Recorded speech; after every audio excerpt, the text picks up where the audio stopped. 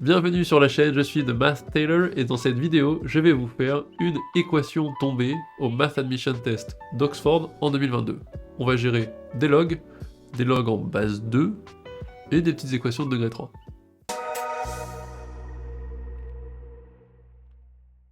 Pour ce genre de calcul, ce qu'il faut, c'est un petit peu de méthode.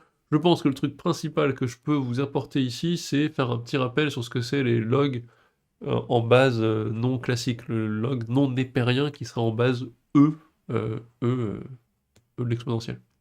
Donc ici on vous dit combien de solutions réelles y a-t-il à l'équation suivante. Vous avez un log indice 2, bizarre, on va essayer de se rappeler de ce que c'est. Donc log indice 2, c'est en fait la bijection réciproque de la fonction qui est x associe 2 puissance x. De la même manière que vous avez le log népérien qui est la bijection réciproque de l'exponentielle, vous avez l'exponentielle, le log ici, vous avez la même chose pour 2 puissance x. Et en fait, exponentielle x c'est 2,7 etc. puissance x, là c'est 2 puissance x, bon c'est pas très loin. Définition exacte, log indice 2 de x, c'est log de x divisé par log de 2. Quand je dis log, là c'était ln. Exemple d'utilisation, si vous avez 2 puissance x égale 7, vous avez automatiquement le fait que x est en fait le log en base 2 de 7. Exactement la même chose que si vous aviez e de x égale 7, et vous disiez, oui, dans ce cas, x égale log népérien de 7. Même délire. Les propriétés de calcul. Propriétés de calcul, ce sont exactement les mêmes. Donc en fait, vous allez avoir log en base 2 de AB, enfin je vous dis en base 2, ça marche en base 8, en base 13, en base n'importe quoi. Log en base 2 de A fois B, c'est la somme des logs, donc log en base 2 de A plus log en base 2 de B. Pareil, donc pour la puissance n, vous pouvez sortir la puissance, ça découle directement de ce truc-là, de celle-ci. Et donc log en base 2 de 1 est toujours égal à 0. Par contre, la valeur telle que log en base 2 de quelque chose égale 1, c'est pas exponentiel, c'est 2. C'est-à-dire la base de la puissance x. Voilà, ça ce sont les petites propriétés, vraiment c'est les mêmes. On l'utilise pas trop dans le programme français, je crois qu'on vous l'évoque, et encore si les profs le font pas, je pense que c'est pas un drame. Ça sera pratique en physique beaucoup, quand vous utilisez le log en base 10, notamment pour étudier tout ce qui est le son, les décibels, je pense que vous l'avez vu si vous faites encore de la physique en terminale. Et peut-être dans d'autres occasions, quand vous avez des équations en gros avec des puissances x qui sont pas juste E. Voilà. Donc qu'est-ce qu'on fait? Première étape de calcul, comme d'hab, si vous êtes un peu adroit sur les équations, vous savez ce qu'il faut faire, c'est que là on a un truc très clean. On va utiliser le fait qu'en fait un log de A égale log de B, si et seulement si A égale B, donc si vous voulez l'injectivité, le fait que log, en fait, ça monte comme ça, et donc il n'est pas possible d'avoir deux valeurs qui ont la même image par la fonction. Donc on va essayer d'écrire de chaque côté log 2 de quelque chose égale log 2 de quelque chose. Donc il faut gérer tout ce bloc-là. Le Discord, j'en parle tout le temps, on est maintenant plus de 1200, n'hésitez pas à le rejoindre, c'est une communauté ultra positive, on parle de physique, d'informatique, on parle d'orientation, les gens répondent à vos questions de manière bienveillante, c'est vraiment chouette, beaucoup de partage. Allez, je vous laisse pour la suite de la correction, bye bye. Ce qu'on va faire ici, on va factoriser un peu tout. 3 log 2 de x plus 1, je peux rentrer le 3 dedans, et mettre, hop, tout ça au cube. 1, avec la propriété qui est au-dessus, je me rends compte qu'en fait c'est log en base 2 de 2, et donc, de 2 puissance 1, si vous voulez. Et donc, qu'est-ce que je peux dire? J'ai la multiplication ensuite, c'est pour ça que je vous ai fait un rappel des règles juste au-dessus. Je multiplie les deux, et je dis que c'est le log de 2 fois x plus 1 au cube. Et là, je suis content, parce que je me dis, 2 fois x plus 1 au cube, il y aura du 2x cube, il y a du 2x cube. Ah, mais en fait, ces petites opérations en cube, ces petits bouts de cube vont dégager. Et donc, j'ai pas à me prendre la tête, ça va sûrement s'arranger. Et oui, ça va s'arranger. Donc, étape 2, résoudre, tout bêtement. Donc, log de tout ça égale donc log en base 2 de tout ça. On développe, petit rappel, un binôme de Newton rapide ou triangle de Pascal pour le développement de a plus b au cube. Dans ce cas-là, ça fait donc x cube, 3x2, 3x et 1. Vous écrivez ça, et vous en sortez quoi. Là j'ai écrit log égale log de ça, par injectivité, par croissance stricte et continuité si vous voulez, du log, on peut écrire que donc les deux antécédents sont égaux, ici. On développe, là il y a du 2x cube plus 6x carré plus 6x, je ne suis pas embêté à l'écrire. On simplifie les x cubes, etc. Et on se retrouve avec 1 x2 moins 4x plus 1. Parfait. Donc là, on a un petit polynôme du degré 2, on résout. C'est pas trop compliqué, on fait un delta, ça fait 16 moins 4 égale 12, 12 c'est 2 racines de 3 au carré.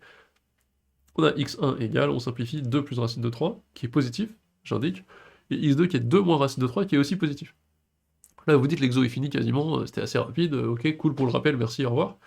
Je veux revenir, comme j'ai fait la semaine dernière, sur la notion de conditions nécessaires et conditions suffisantes, parce que là, il y a moyen de se planter. L'exo est sympa, je crois qu'il vous pardonne ici de la manière dont c'est fait, mais vous pourriez vous planter dans la méthode et avoir bon, mais sans faire exprès. Donc je vous montre. On a les deux qui sont positifs. Donc, qu'est-ce que j'en déduis?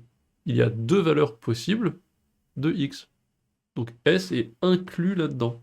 Moi, on me demande le nombre exact de solutions. On pourrait jeter dessus et dire, bah c'est bon, deux, j'en ai trouvé deux. Mais non, là j'ai montré que potentiellement il y a deux solutions, donc l'ensemble des solutions est inclus dans cet ensemble-là. Il faut maintenant que je vois si ces deux-là sont possibles, encore une fois, réciproquement, etc. On va faire une réciproque. Pourquoi? Parce qu'en fait, il y a des conditions d'existence quand même. Il faut pas oublier. Ici, j'ai x plus 1. Bon, un log, c'est défini que sur r plus étoile. Donc déjà, si x vaut, genre, je sais pas, moins 5, c'est fini. C'est-à-dire que c'est une solution qui est en fait interdite. Elle est apparue parce qu'en fait, là, je suis dans l'univers de grand R, mais ça se trouve, en fait, il y a des valeurs interdites. Bah, parce que là, on m'a pas dit l'ensemble de définitions. Et typiquement, x plus 1, je sais, bah, déjà, et je sais que x doit être plus grand strict que moins 1. Ça, c'est pas dit dans l'énoncé, donc il faut faire attention. Si une des deux solutions que j'ai trouvées dans mon équation polynomiale du degré 2 est négative, en gros, égale à moins 6, c'est pas bon. Pire, ici, celle-là, elle est facile à gérer.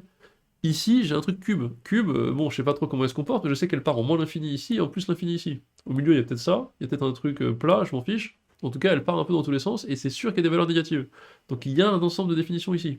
Super relou potentiellement. Peut-être qu'il faut faire un TVI pour trouver où est-ce que ce machin s'annule au moins une fois, etc. Potentiellement des galères. Donc on va vérifier, on va essayer d'être astucieux, mais surtout il faut y penser. Dans ce cas-là, si vous y pensez pas, ça passe. Vous pouvez dire deux solutions et ça va être la réponse. Mais ils auraient pu être un peu plus vicieux et mettre des paramètres qui font que ben là vous aviez 2 moins racine de 5. Vous répondez deux solutions et puis c'était foutu. Donc j'ai besoin, ou 2 moins racine de, je sais pas, 17 si vous voulez, j'ai pas vérifié, besoin d'une réciproque. Comme je disais, log 2 est défini sur R plus étoile, il faudrait que je vérifie que ces deux valeurs potentielles x1 et x2 amènent bien des valeurs positives pour la quantité notamment g de x.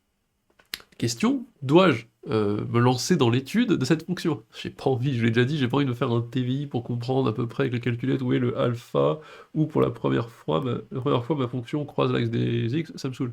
C'est trop long, c'est pas possible, c'est pas ça.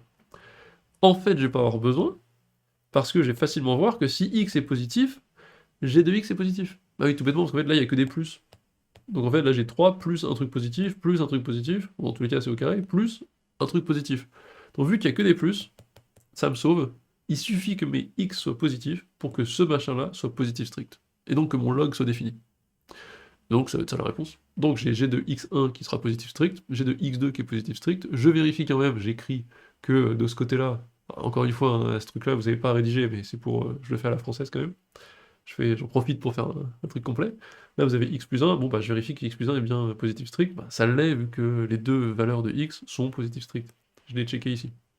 Voilà, donc tout ça pour dire, on peut conclure au final que l'ensemble des solutions, c'est bien égal à ce machin-là. Mais j'ai vérifié la réciproque, pourquoi? Bah parce que ici, si je le fais vite fait, c'est le genre de concours, genre d'exo, où bah, je peux me faire planter, parce que dans les réponses, il y a 0, 1, 2.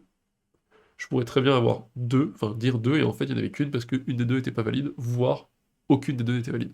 Voilà, j'espère que ça vous a aidé, que ça vous a un peu clarifié l'esprit sur des petits détails de raisonnement.